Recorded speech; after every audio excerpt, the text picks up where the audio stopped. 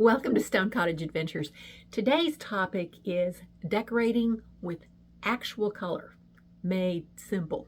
We will start with a quick overview of color theory, then talk about where you can find inspiration, and end with tips for implementing your color choices. There is a popular design trend we all recognize where everything in a space is shades of white or beige, sometimes a black or brown accent. Some people call it the HGTV look. These colorless interiors show up in modern farmhouse, French country, contemporary, even boho. That one really baffles me. This has been going on for almost 20 years, and it just doesn't seem to die. I think it's because it's so easy to duplicate, and people are scared of making decorating mistakes because they can be expensive to change. Last year's big news was that the off-whites were warming up. If you like color and just need a little knowledge, confidence, and encouragement, this is the video for you. Decorating with color is not that hard. You can do it. You get dressed every day and add a colorful silk scarf or necktie for a special occasion without embarrassing yourself too much. This is essentially the same thing. I'll be talking about color without throwing around terms like hue, value, chroma. I'm going to keep it real so you can think about the colors, not the words, because that's the way my brain works. We're going to go back to preschool where you probably learned a great deal more color theory than you know. So we can go fast. Are you ready? The 8 packs of crayons had 3 primary colors, red, yellow, and blue. The secondary colors are made by combining those 3 primary colors to create orange, green, and violet. Color number 7 was brown. Not my favorite color when I was 3. The 8th crayon in our box was black, which is a whole other story when you talk to artists. By the time we hit elementary school, we had all learned to add white to lighten colors. Some had their own names like pink, gray, and beige, but every color could be made lighter with white. Collectively, normal people refer to those whitened colors as pastels. But just like black, gray is another story. Somewhere along the line, you were probably introduced to a color wheel. The simplest has 3 primary colors. You can then add the 3 secondary colors. A fancy color wheel might have tertiary colors, colors between the primary and secondary colors. And with the color wheel, you probably learned about complementary colors. Just as a reminder, a color's complement is the color directly across from it on the color wheel. The classic complements are red and green, think Christmas, blue and orange, think Denver Broncos, violet and yellow or gold, think Baltimore Ravens. Used together, a complementary color makes its companion appear more vivid and energetic. Hence, sports teams like them.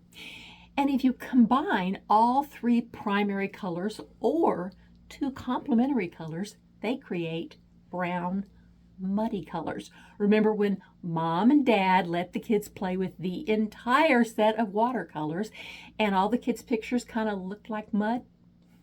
Because when you combine the 3 primary colors, you get brown, gray, mud. Think about it. By using red, yellow, blue, and white in varying proportions, artists can create any color except for a true black, which, of course, no real artist would use.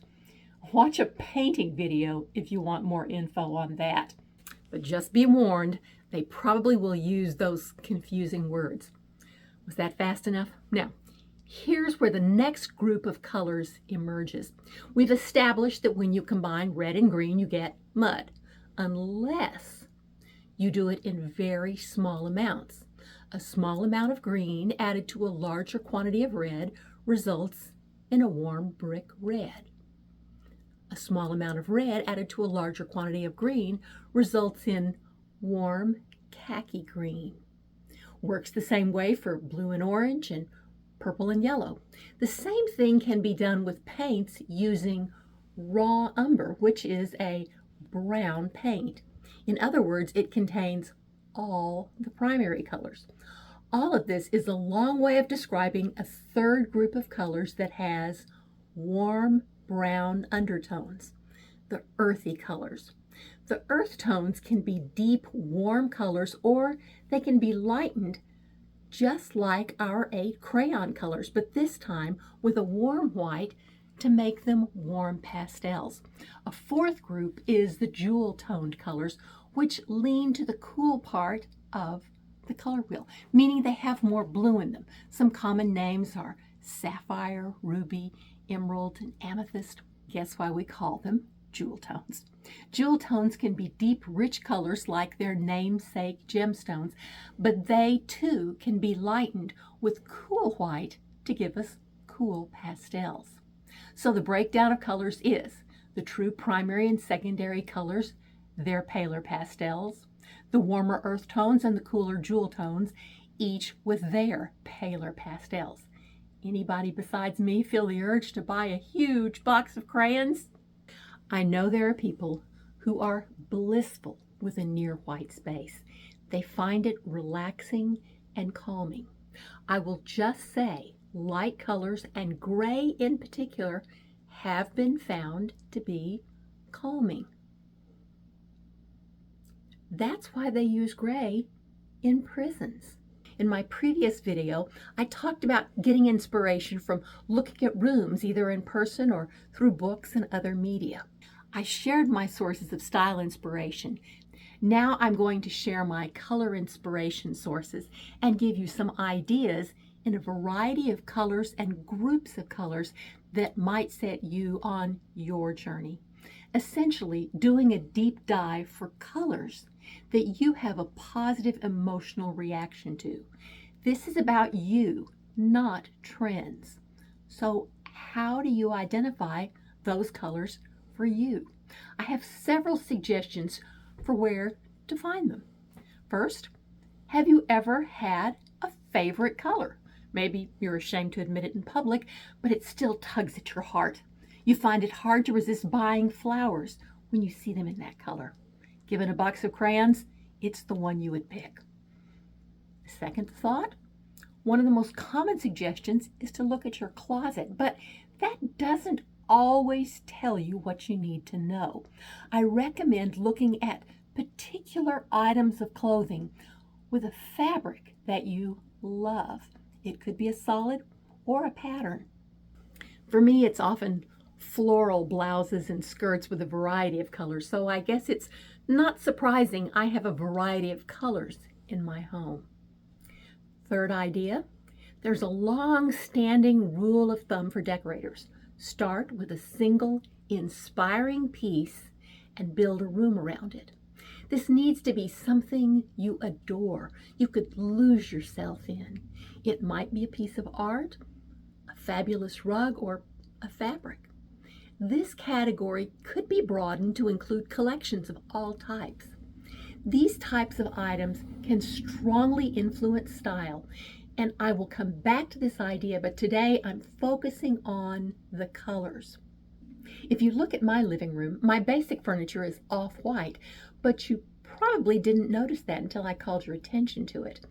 The starting point for this room was the inherited black Persian style rug. I pull colors from the rug, like the color for the walls and the color choice on this small chair. My family room began with a fabric choice. My bedroom began with a piece of art. You might look at the rug, the fabric, or the art and not see anything special. That's okay. It's about what I like, not you. Sorry.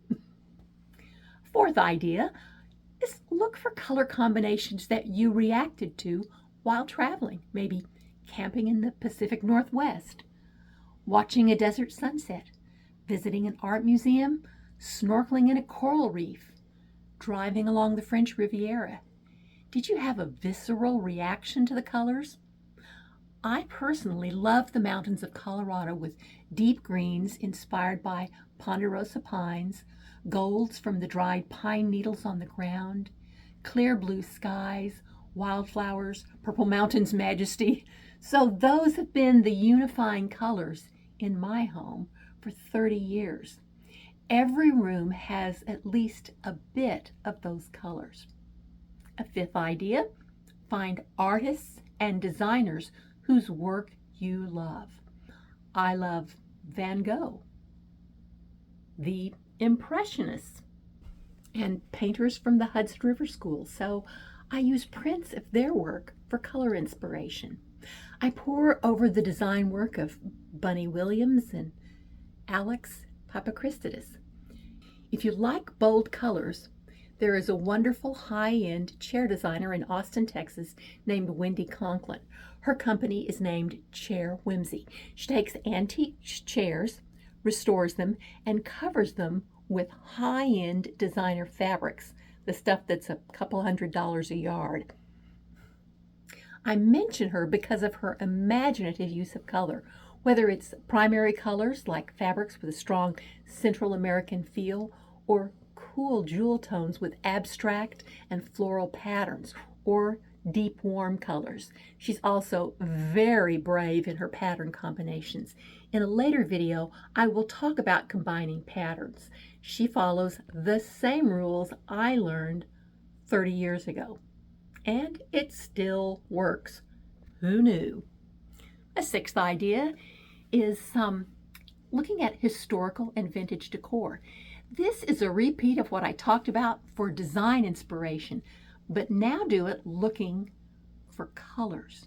You will see pastels at Versailles, deep jewel tones at the White House, earth tones in a Frank Lloyd Wright house. You can take the color inspiration even if the style is not your favorite. Another possible source is the fashion runway. Professional color forecasters look to fashion when predicting color trends for interiors. Now, I am not a slave to trends, but fashion designers are artists at heart. There are TED Talks that can tell you how different colors make you feel. Pantone has its color of the year, but I pay attention and know what makes me happy.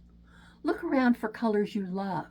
Pay attention to how you feel and collect little swatches or paint chips of those colors. Or images of rooms with colors you love. Pinterest boards are perfect for this. And here are two little known facts. If you just wait, every color will come in style if it isn't in style right now. And every color can be beautiful in the right context. Hopefully these tips are stirring some colorful ideas for you, but many people are still nervous about introducing those favorite colors. So I'm going to give you some tips. First tip, try a monochromatic look. That means using one color with a neutral. Sorry, this image does not have a better focus, but this colorful room has more than one shade of blue, more than one fabric pattern, even a patterned rug and colorful art on the wall. Yet the room would be just as simple to create as a totally beige one. This can be done with other colors besides blue, but blue is so easy to work with. I just saw the various colors of the year selections for 2024 made by major paint brands. You'll never guess what color made most of them. Second idea is when you go to combine colors, it's easy to combine those basic crayon colors with other basic crayon colors. Pastels with other pastels, earthy colors with other earthy colors, and jewel tones with other jewel tones. Sticking to the color families is another safe tip. Third way to do it is to use a color wheel to determine complementary colors. It's much more subtle than Christmas and the team colors. Can you recognize the complementary colors in these rooms? These are some of my favorite color combinations.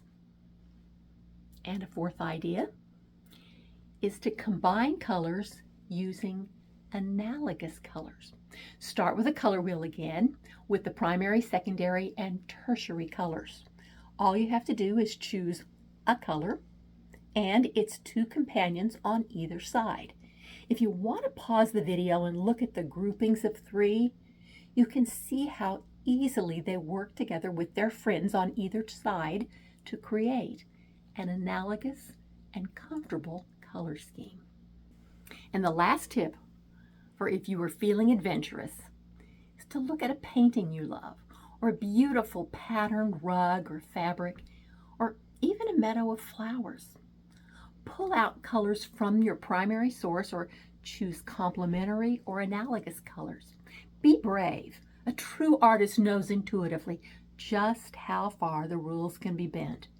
This burgundy sofa used to be on the Persian-inspired rug in the living room, even though the red in the rug was a great deal more rusty than this burgundy. Analogous color was the secret. So you now have the basic color theory, some ideas on where you can find inspiration and identify colors you love, and the basic rules for designing with color. If you've learned something, please give this video a thumbs up. It helps the video to be seen by more people and lets me know what you like. Thanks for watching. See you next time.